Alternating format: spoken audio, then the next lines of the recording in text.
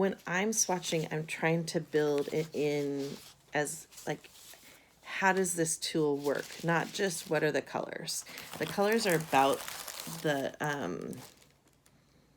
most basic bit of swatching, and it's a lot of, I see a lot of tutorials that only show swatching on white paper, and that it's really, really important to write down every single color so you know what the color is and all that.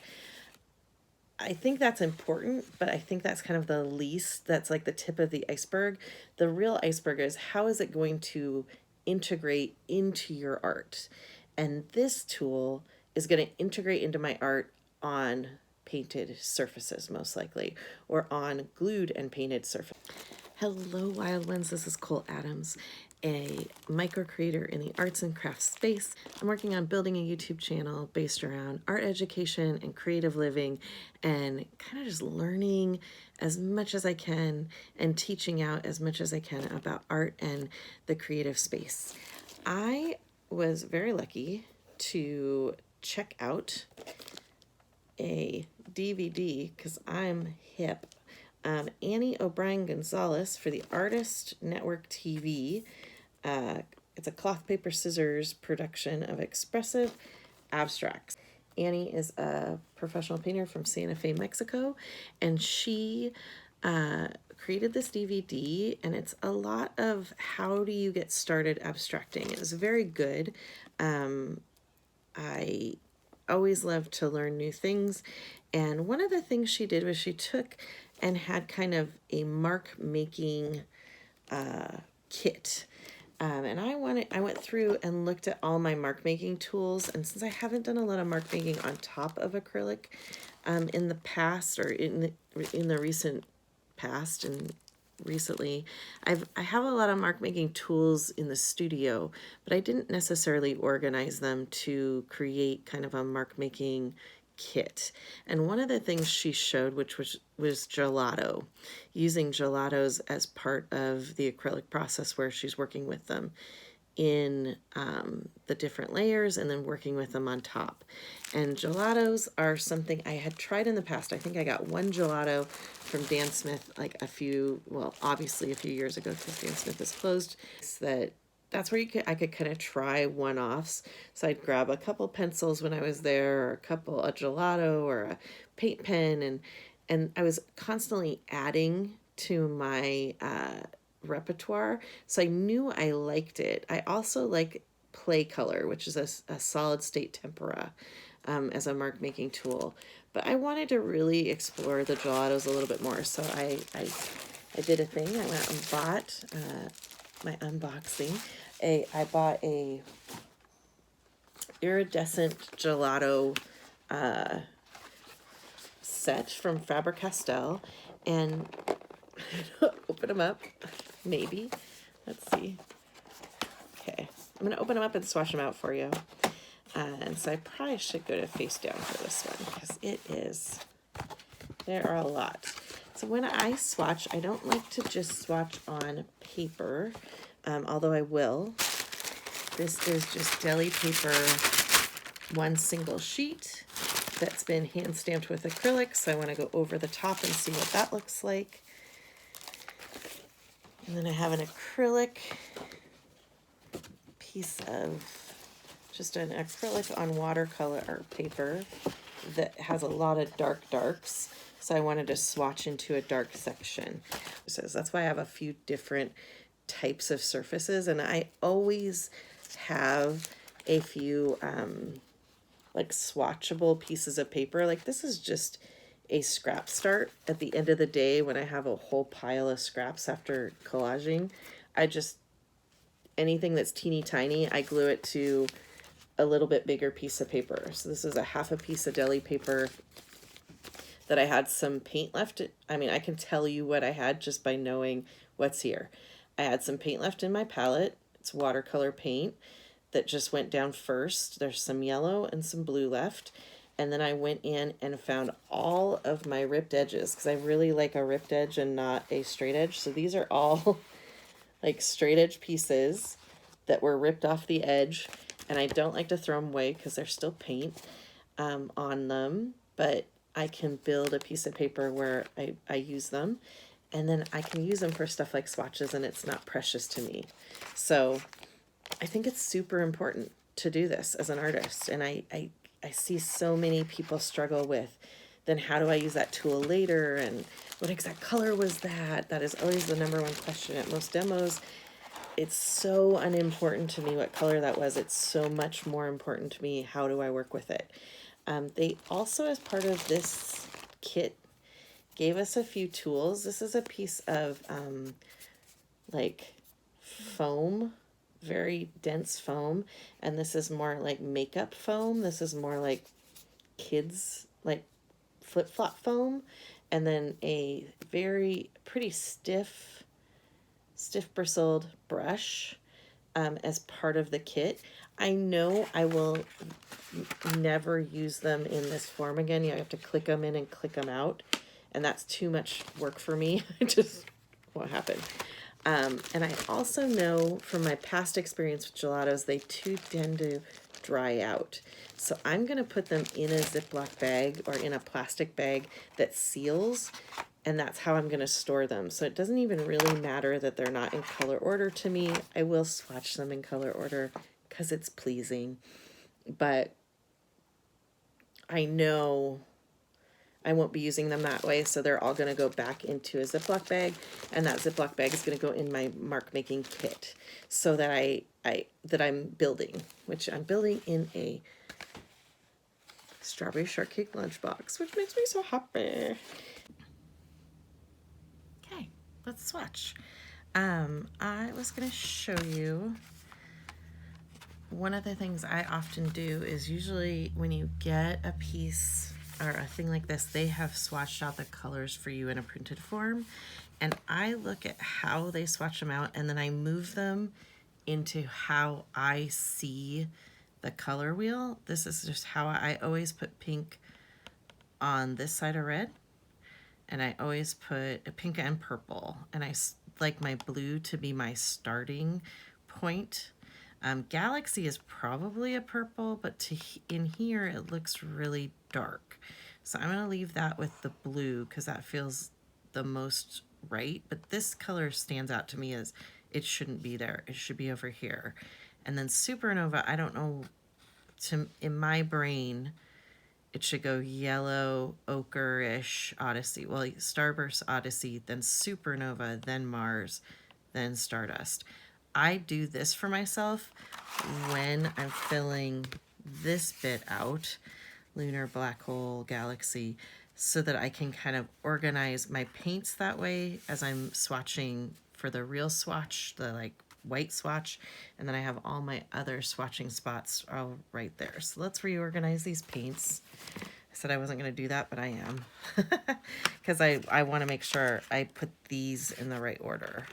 So I'm going to push that blue over. This pink's going to go out to the end. I think what I'll do too while I'm swatching is just get everything,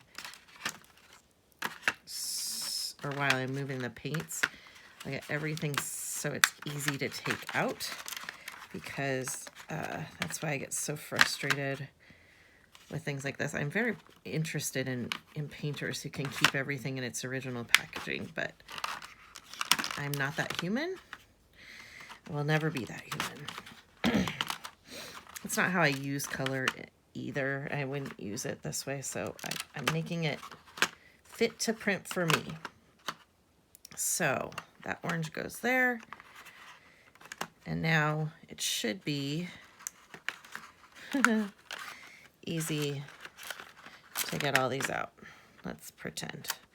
And I've got my bag here because when I swatch a color, I'm going to swatch it on all of the colors first, and then I'm going to throw it in the bag so it's no longer in this little setup. I'm going to put this off camera over here and just do one color at a time.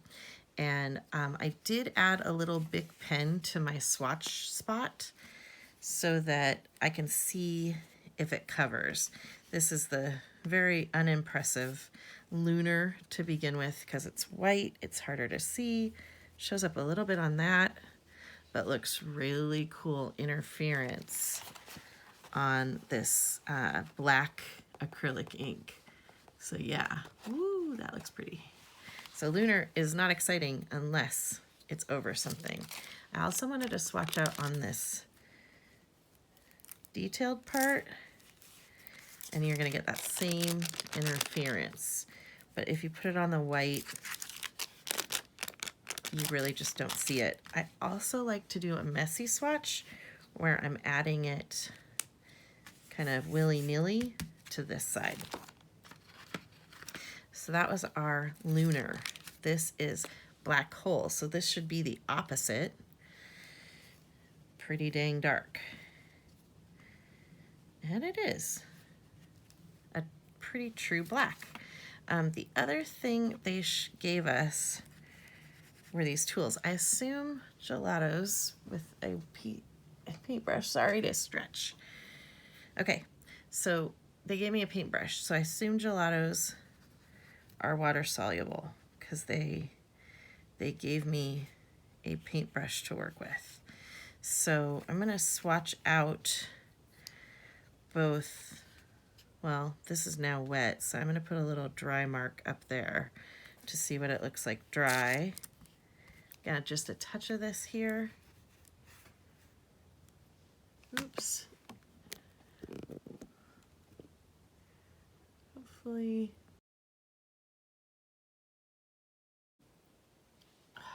Shit. I realized that this turned off, so see how much I got. Now I'm just going in and blending half of this scribbly mess just to see what we get.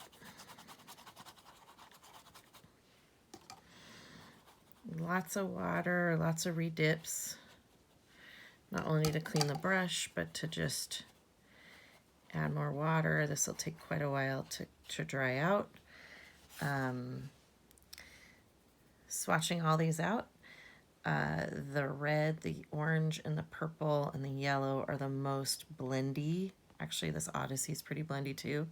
And then everything else stays on the surface and then blends out. Over here, it's kind of meeting the same fate, but I do like that when you do a scribble, it does kind of show that line still. So that's that sample, traditional and a little non-traditional. This is definitely non-traditional on a super heavily glued surface. The deli paper is resistant, and then everything's covered in acrylic gel medium. It really plays well. It wants to be super runny and cool. On deli paper proper, I left most of it dry. I like how all of it looks, and then I wet down a few colors. Also love how that looks. It's gonna take forever to dry because it's on a deli paper surface. And then this is watercolor paper, but acrylic paint. All of it's acrylic paint on it. I love how the lunar looks over black. I love how it melts out. I'm not sure I melted any of this lunar. I didn't. That looks cool too. And I'm sure it's just gonna give this like iridescent vibe. The part of the reason I bought the iridescent set is I wanted some sparkly kind of interesting texture, and the interference really makes me happy. But there's all my swatches and how it looks. I hope that you are enjoying this content. If you like it, please subscribe and comment and like the video. Helps me out. I will take this brush, even though I don't think it really matters what kind of brush it is, and stick it into my new setup. And once this dries, this will go into that same thing, into the mark making kit. So I just wanted to finish the swatching video with a thank you for watching all the way through. So happy you're here. I really do appreciate every single one of you, and I would love it if you subscribe to my channel. This swatch piece will go in to the bag with the gelatos.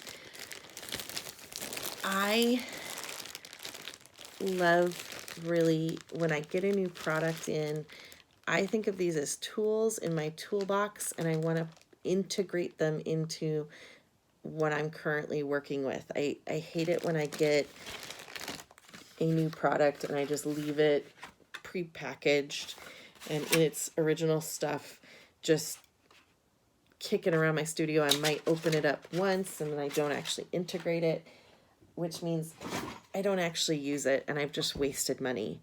I want my tools to look less pristine and more used every single time. So I pull them apart and put them in the thing that makes the most sense to me. Why a Ziploc bag, especially for this material, is I find any sticks like this, they dry out, and if I can keep it from happening as long as possible and keep that tool moving and working as long as possible, I'm gonna do it. So for me, it makes sense to throw it in a bag like that. Have a really interesting swatch day. This is all about getting these colors into my bones and getting this tool understood at the heavy, like the deepest level I can, and getting ready to just play, but also to learn so I can play in the future. I want to be able to use these to their nth degree. I want to use them up. So for me, that means swatching while thinking really hard about how it's going to be used in my art practice. So I hope that helps. I hope that's something that makes sense to you and that maybe you think about swatching in a little bit different way than you did before. If you are enjoying this content, please like and subscribe. Please take care of yourself, take care of each other, and get out there, wild ones, and create.